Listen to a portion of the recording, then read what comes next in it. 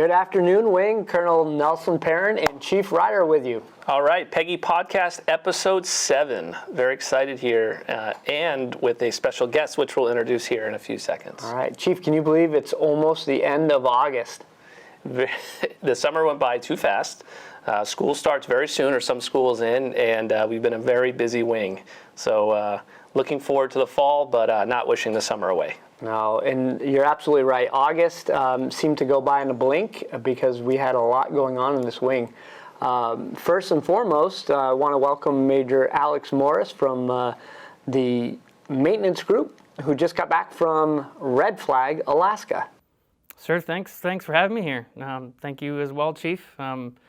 Yes, sir, I get an opportunity to speak for a few moments and highlight the big success that was our wing's participation at Red Flag Alaska 23-3. This was a big event, about a year in the making. Spent most of the last 365 days as a whole wing getting ourselves ready to go to Alaska and knock it out of the park. And happy to report that's exactly what we did. Sir, as you know, your intent was for us to go up there and participate in this exercise as a full four-ship lead package for the KC-46 and to validate those UTCs. Happy to report not only did we achieve that objective of validating those UTCs, but we also just genuinely did a phenomenal job in the exercise and really knocked it out of the park. That certifying event will serve as our ability to say, hey, we are good to go leading into the A4Gen cycle. So some stats for everybody who's listening. The wing with 4 airplanes at Red Flag Alaska flew over 230 flying hours throughout the course of the exercise across 43 different sorties, and that didn't even include us getting there and coming back. So that was a real busy 3.5 weeks. What I really want to highlight was the fact that those UTCs supported a 100% departure reliability rate. So every time we had a KC-46 sortie scheduled to take off and they needed that platform in the fight, we had our iron in the air. And that served to build tremendous trust between the ops, maintenance, and logistics teams that were there with the exercise, but also between the customers of the KC-46 across really the joint and international enterprise and the KC-46 platform itself. They saw what this thing can do. And we have a standing invite to attend another Red Flag, so not just to peek behind the corner, but who knows what's to come. Well, I'll tell you, Alex, I would imagine we're going to have many more invites to Red Flags events. I'll tell you what made Chief and I very proud is, the efforts of getting that 4-ship package and the over 140 airmen out the door and then returning them safely. And I was thoroughly impressed. This wing continues to amaze Chief and I, and what a seamless effort it was getting folks out and then back again. I had the privilege of coming in Saturday night to see you all come back from Alaska, and it was a well-oiled machine. Yes, sir. What we noticed while we were up there between internal to ops, internal to maintenance, internal to LRS, but between those 3 entities was the teamwork atmosphere. The multi-capable airmen training objectives we met just by the reality of having to get the mission done, and any capable airman, competent airman doing the job safely on the line was tremendous. And that really is what stood out to the leadership team that was there in Alaska. And thanks for the opportunity to be the one to highlight that today on the podcast. Well, thanks. And I actually got to see a multi-capable airman event when the planes returned. I saw one of our PA reps marshaling a jet in flawlessly. Love it. Yeah, it's great to know our airmen are prepared to deploy, go on the road and demonstrate the capabilities of the KC-46. Can't say enough about maintenance, can't say enough about support, can't say enough about ops. What a great event, and happy to have everyone back home safe, so it's good.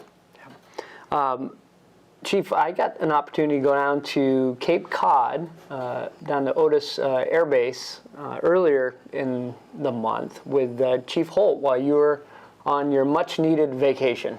Yeah, not to be outdone, our medical group went down for the eval and demonstrated their capabilities really on the surf Pease side of the house and their skills, and demonstrate what they could do as well. And as you were able to witness, they absolutely crushed it, knocked out of the park. In fact, zero discrepancies through that inspection, and could not be more proud of their efforts as well. So yeah, for those that don't understand, for our detachment, our surf P, as you like to refer to it as, that's our chemical, biological, radiological enhanced force package. That's about 50 airmen that we have in the wing that take part in that detachment.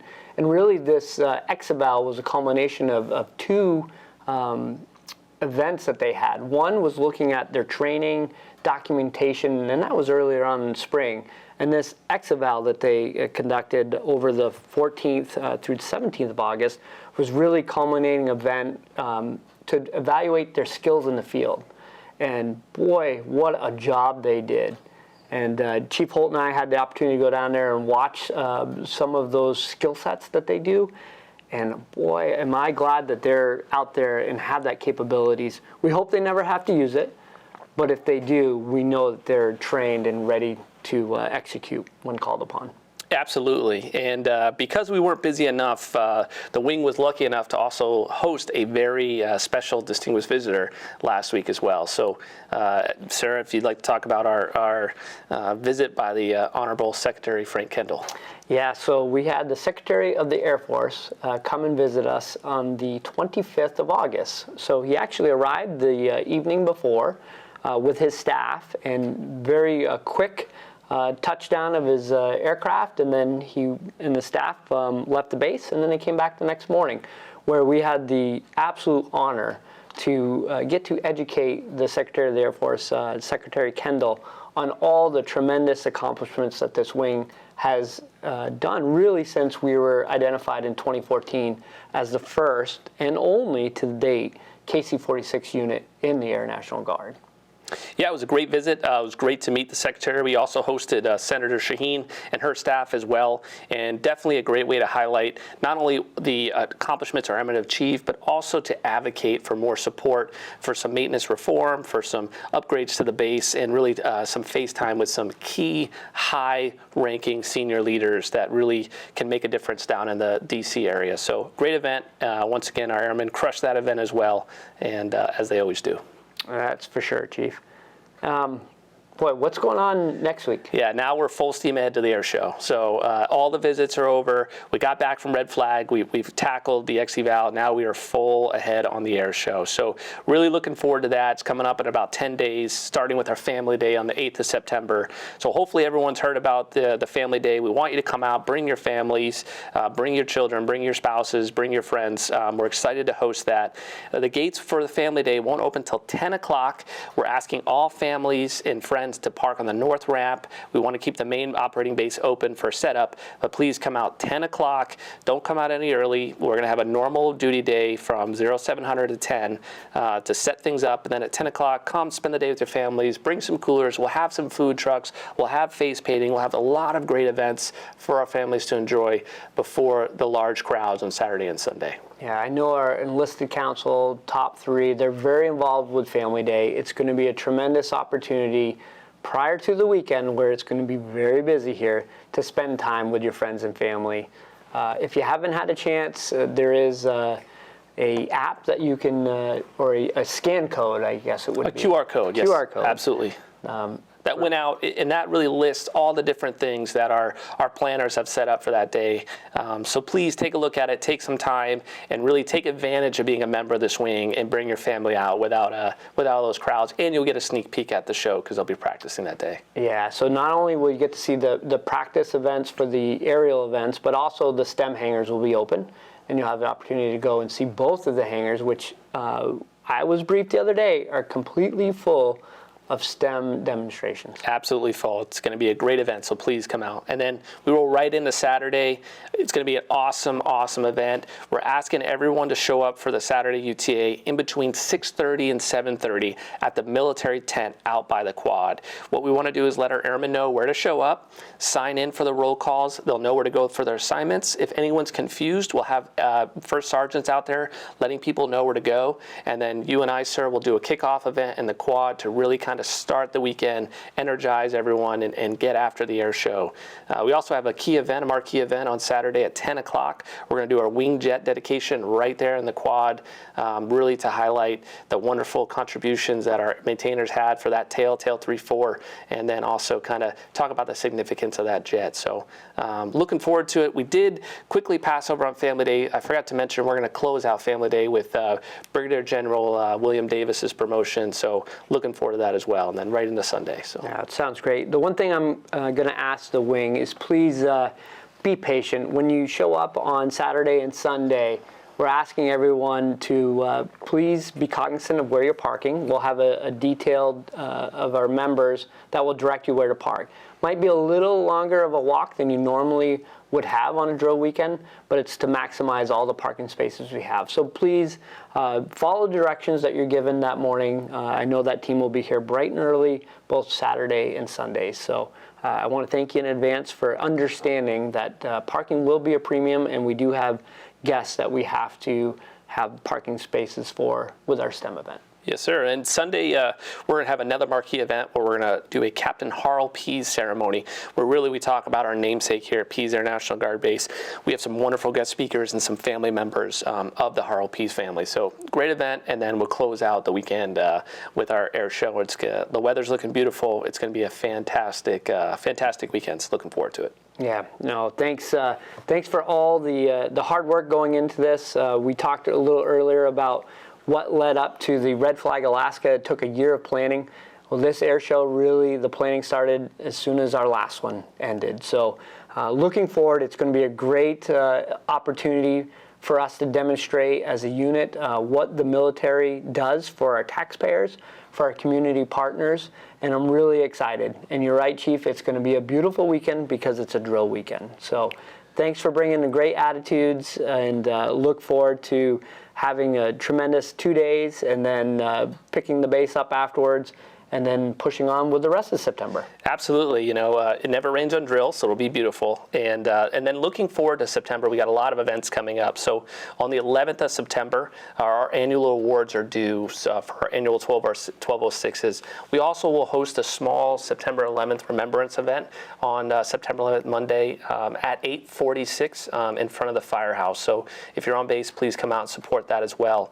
And then later on that week, the 15th of September, we're going to host the POW MIA remembrance event right outside of our front gates, where we have our POW MIA little garden area out there. So that's going to be a great event led by our 64th ARS partners.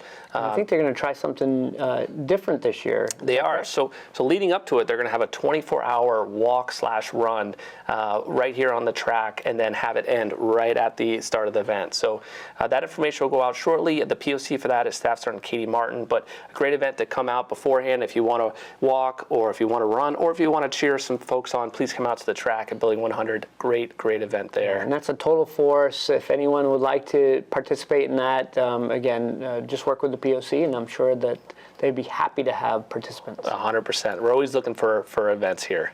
Then leading into October, which is crazy to think of, leading right into October. On the October UTA, which is the 14th and 15th of October, so a little bit later in the month, we're going to have our Senior Non-Commissioned Officer Professional Enhancement, as well as our Non-Commissioned Officer Professional Enhancement, and then our Airmen and Mentoring event over the UTA weekend. We're looking for it to really kind of mentor and grow 75 senior NCOs, and airmen, and take them through a 2-day course where they really can tackle some skills to make them better supervisors and better airmen on the other side. It's going to be a great event, and honestly, I think it's one of the best things we do here on Pease. Looking forward to that. And then I know there's a special event on Saturday that you're looking forward to, that you participate in every year. Yes, we're going to do the Pease Relay. It'll be at Saturday of the October UTA. And this year, Sergeant Gomez, Cecil Gomez, is the POC for the event. And I'm really happy to say, Chief, we're going to have different categories this year. So we're going to mix it up a little bit. And we're trying to have max participation for anyone that would like to get out there with their teams and have a great time. And it's a good way to show esprit de corps and also get a little fitness in. Absolutely. Unfortunately, we can't beat the maintenance team, so we've come up with other categories that I can win in. So it's going to be great. Really looking forward to that. So, and then on the 15th of October, we're going to hold our Airmen of the Year boards. So we have a great way to recognize our airmen and really highlight the hard work that they've put in. And then to close out the month for October, on the 26th, we're going to have our annual trunk or treat event led by our Airmen and Family Readiness Center. So a lot of family events coming up, a lot of great ways to get out and get involved in the wing. So it's going to be a great fall. Wow, that's great. Well, Chief, believe it or not, it looks like there's our 15 minutes. I want to say thank you to Major Morris for being here today with us and highlighting the accomplishments of Red Flag Alaska. Thanks for your leadership up there and appreciate the teamwork. Thanks for having me, sir. Thanks for all you do.